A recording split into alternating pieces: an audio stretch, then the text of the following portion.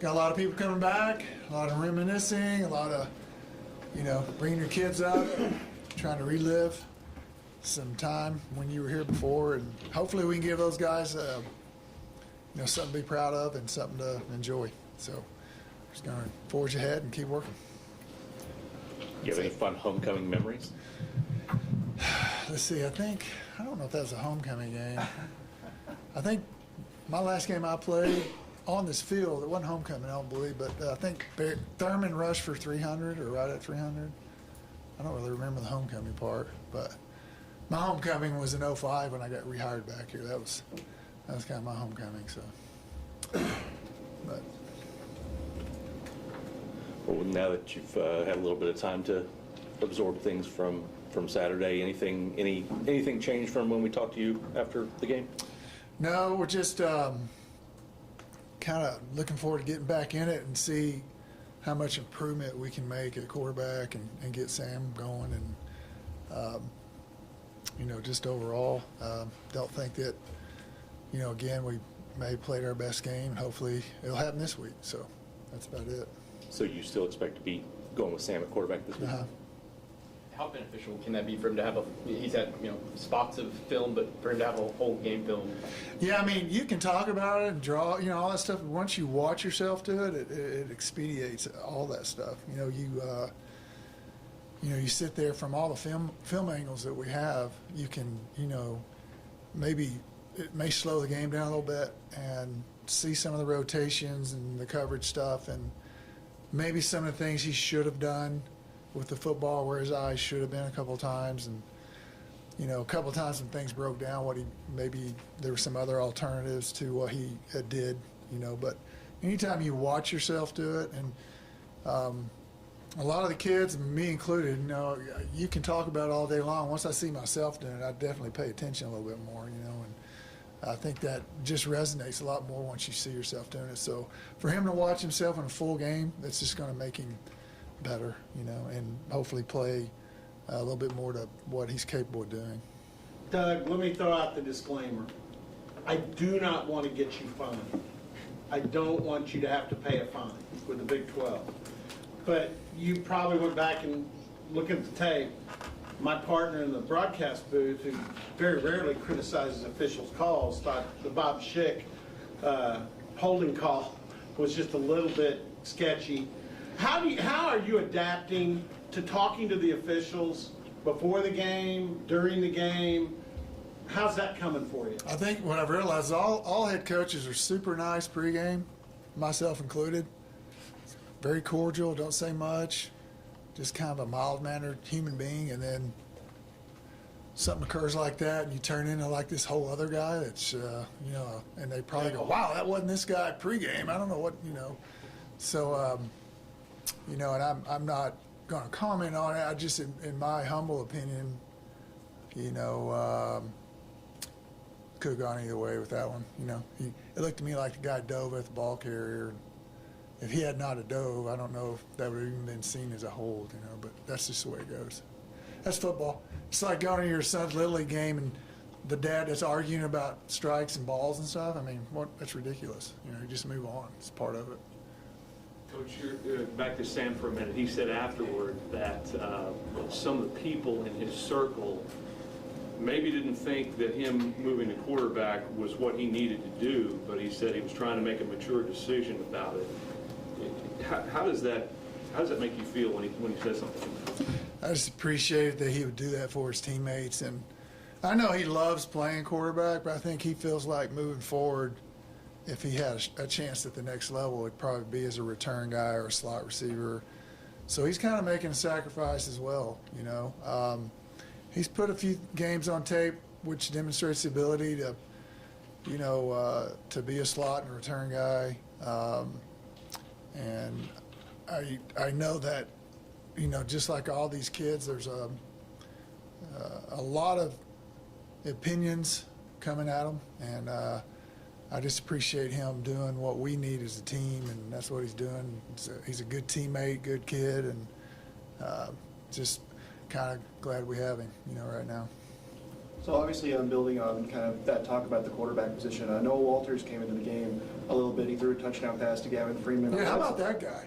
Huh?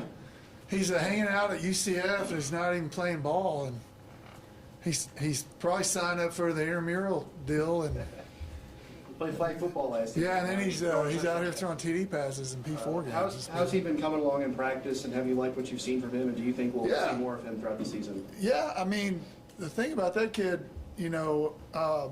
he's played a lot of football. He's had a lot of success at a smaller level, and I know he had a little hiatus there away from it, but anytime you play a lot and you're comfortable and confident what you do, you tend to have some success once you get out there. But he's an older guy. He's real calm. He's good in the meetings, and I don't know how they found him, but they did, and I appreciate it. So yeah, glad to have him.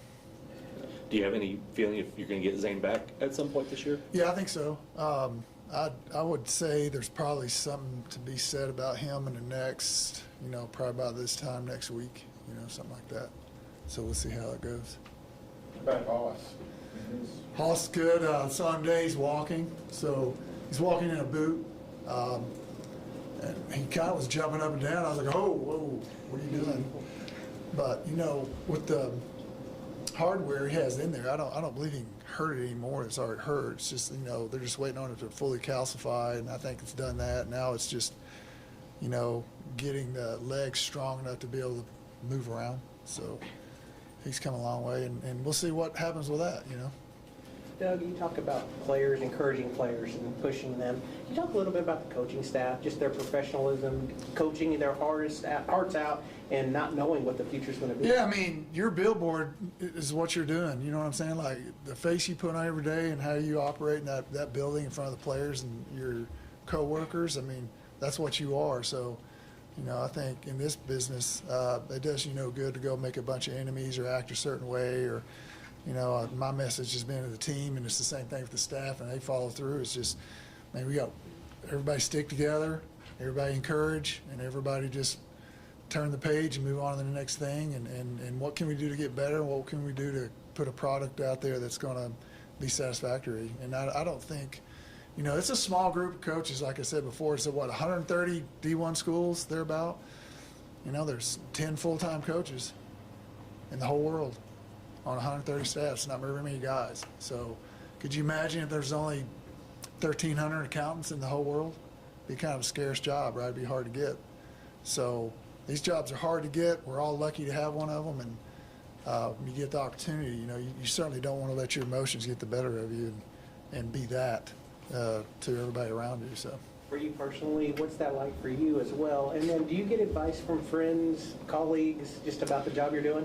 Well, I mean, it's different now because like 4 or 5 years ago, we don't have the landscape that's occurring today is not what it was 5 years ago. So it's kind of hard to, how would you handle these things? And like I said before, Clint Bowen has done this twice at Kansas. So early on, I leaned on him for information and how he did it and what were some of the problems he had as he moved through it, and how did he handle stuff and what would he had done differently had he had another shot at doing it, that kind of thing. So yeah, he's helped me a lot because he's done it twice at his alma mater, which is another layer, to do it here where it probably means the most, We're seeing 8 schools with openings mid-year. You're a veteran coach. Are you surprised with all the mid-year firings? We had a big one over the weekend. Is that just the new normal now?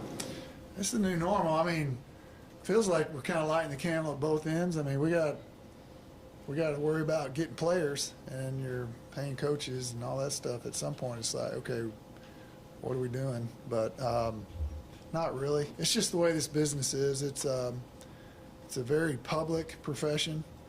You have to do things. It's a performance industry, and you got to perform. That's just the way it goes.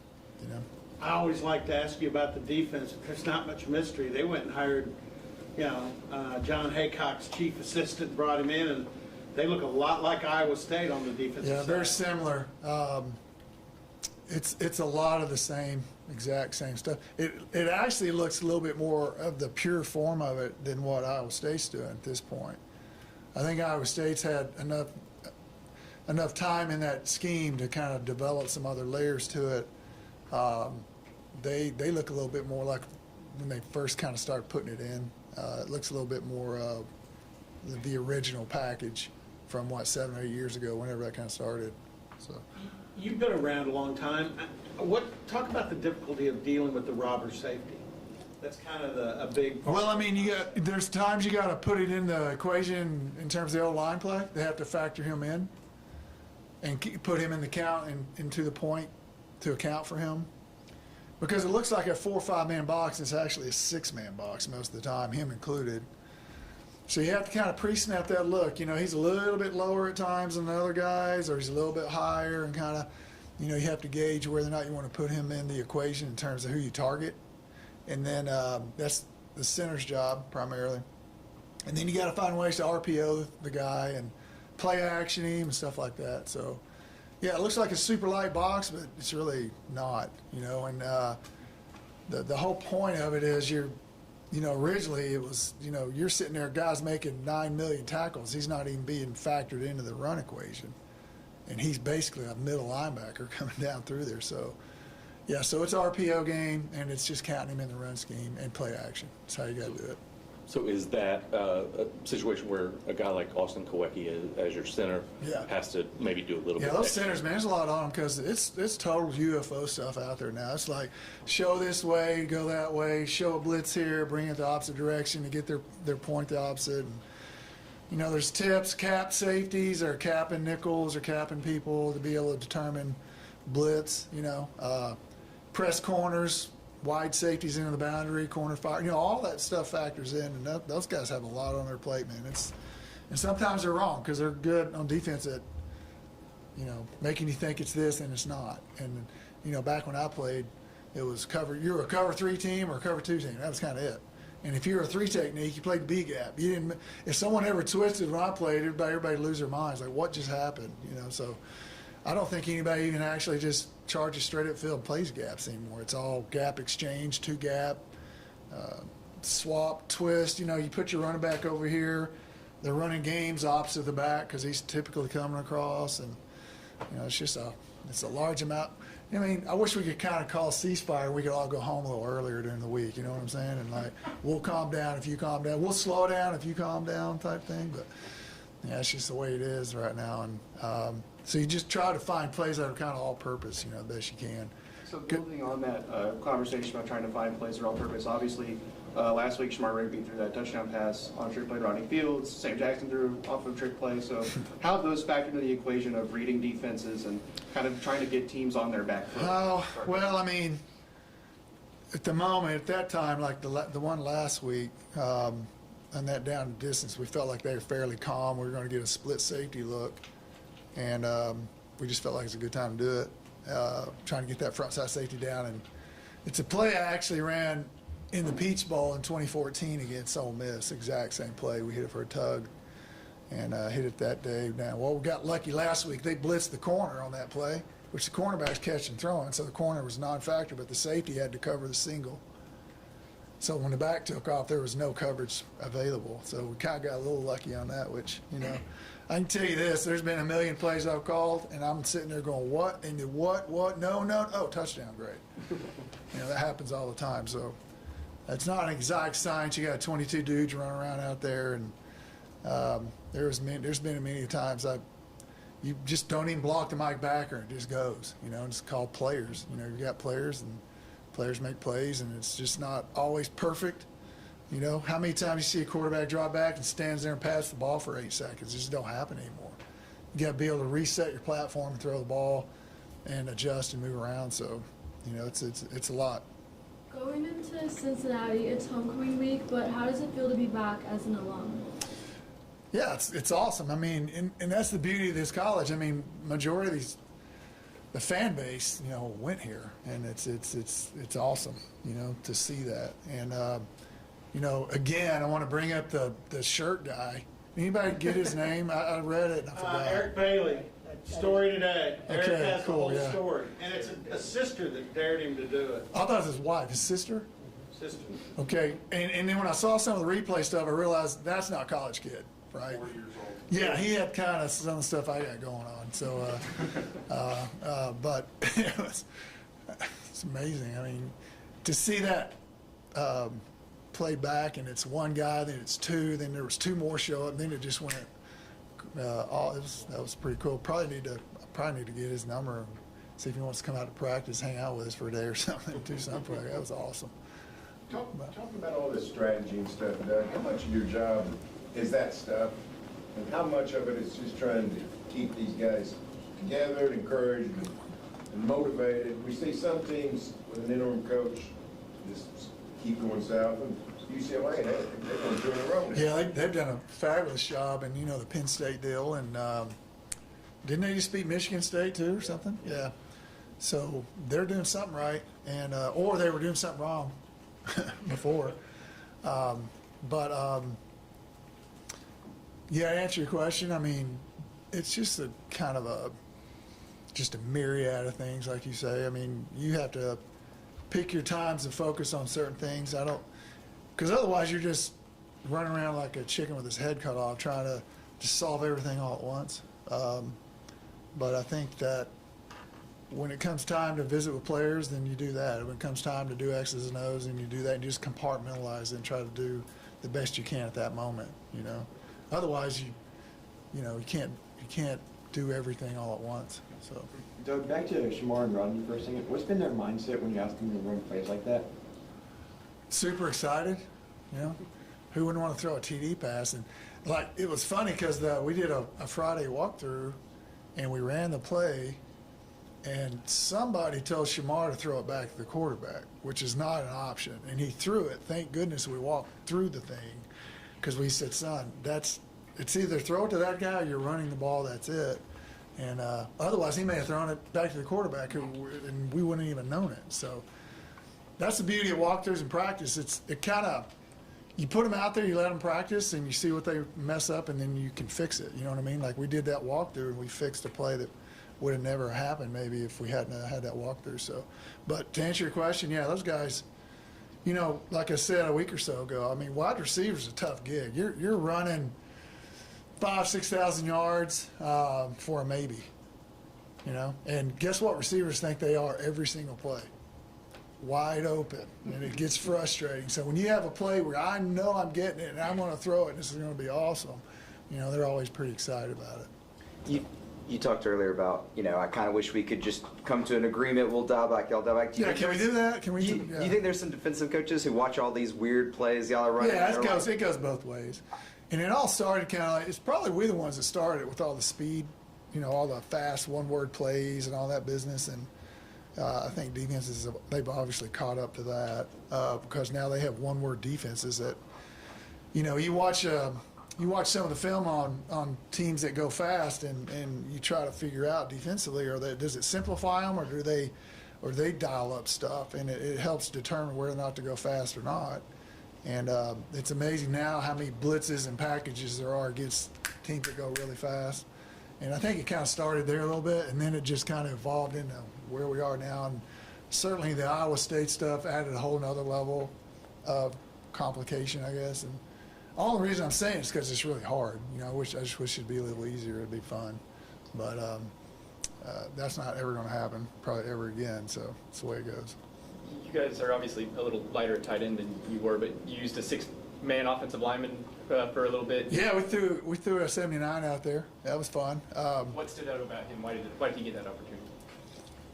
Well, it was because if we have one sprained ankles, there's several packages we can't even play, and you're going to waste a lot of practice reps. So if we could put another guy out there and kind of decrease the opportunity of getting one of the tight ends hurt, we're doing it for that reason. Because if you have a 2 tight end package and you practice it 30 reps that week and one guy sprains an ankle in pregame, then you just waste a lot of time. So I think we're trying to do that to protect those guys. Do you have to make adjustments with how you practice given the depth at tight end or other positions? No, you have to make adjustments on personnel and formations and stuff.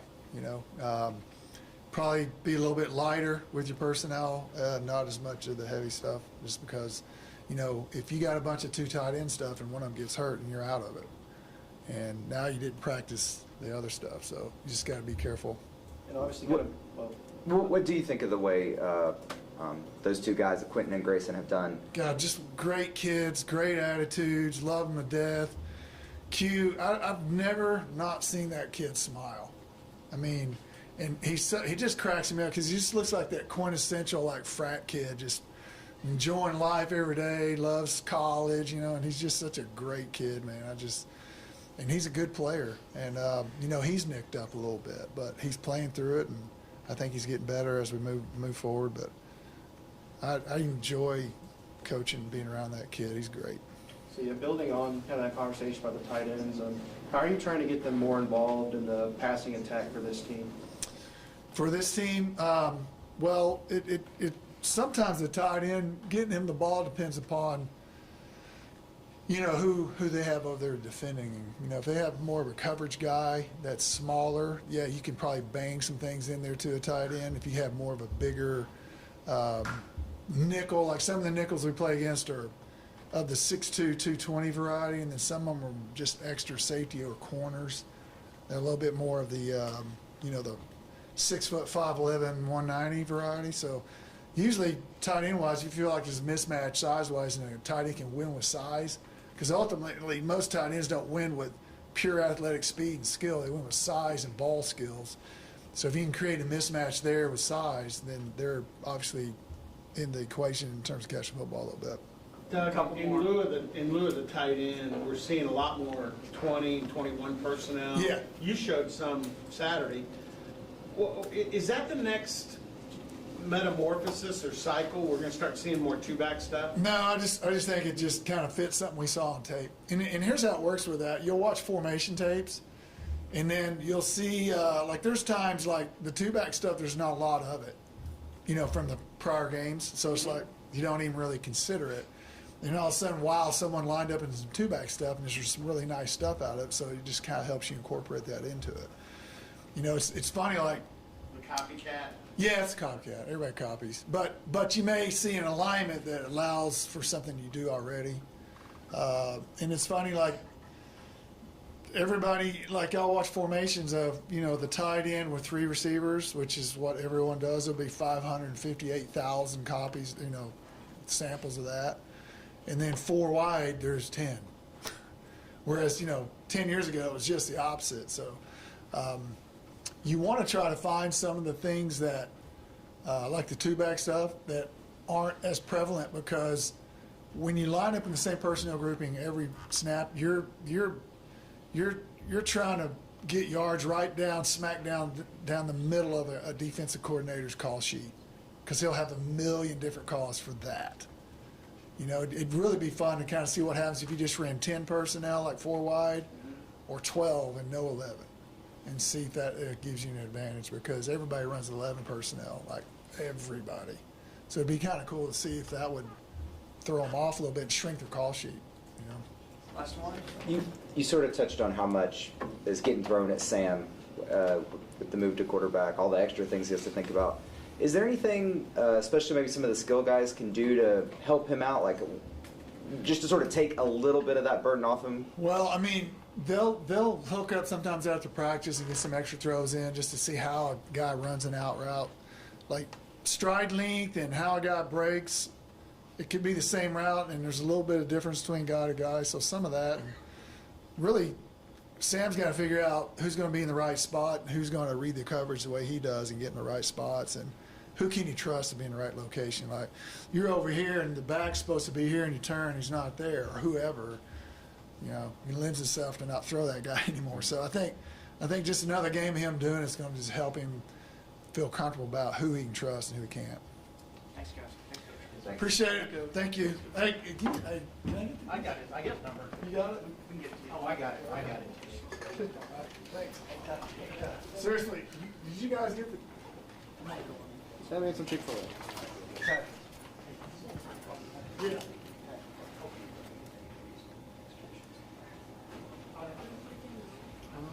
I'll probably hang around for a little bit. Okay, we got players ready. Okay. So if you want to stay for that,